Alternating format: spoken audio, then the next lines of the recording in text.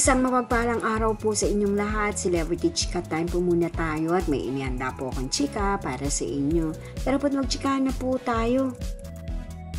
Asia's multimedia star na si Alden Richards kasama si Nadine Lustre at Christine Reyes sa isang event. Yes, mga maka-celebrity chika time, yan po ang ichichika ko sa inyo na lubos rin pong usap-usapan sa social media ng mga netizens, lalong-lalo na nga po ng mga followers at supporters ni Alden.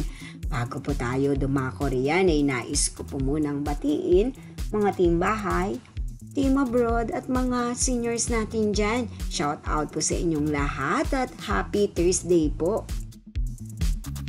Isa rin po sa nakasama ni Alden ang isa sa Chief Executive ng GMA na si Miss Annette Gozon sa pa-event po na ito.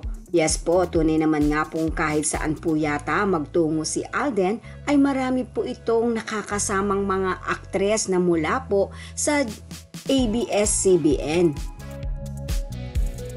Yes po, isa po si Miss Christine Reyes sa nakasama po ni Alden sa Moet Chandon na event po na ito na tunay naman nga pong ayon sa mga nakakita ng kanilang mga larawan po na yan na lumabas sa social media ay mukhang may panibagong project ang mga ito. At isa na rin po ang real couple na si Nadine Lustre at Danilo Barrios ang nakasama ni Alden at ni Miss Annette Gozon. Tunay naman nga pong star-studded din po ang inatina ni Alden po na ito na pa-event mula po sa Moet and Chandon.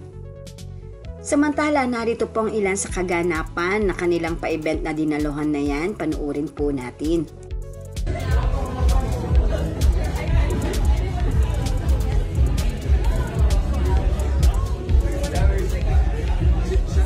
Cheers, cheers!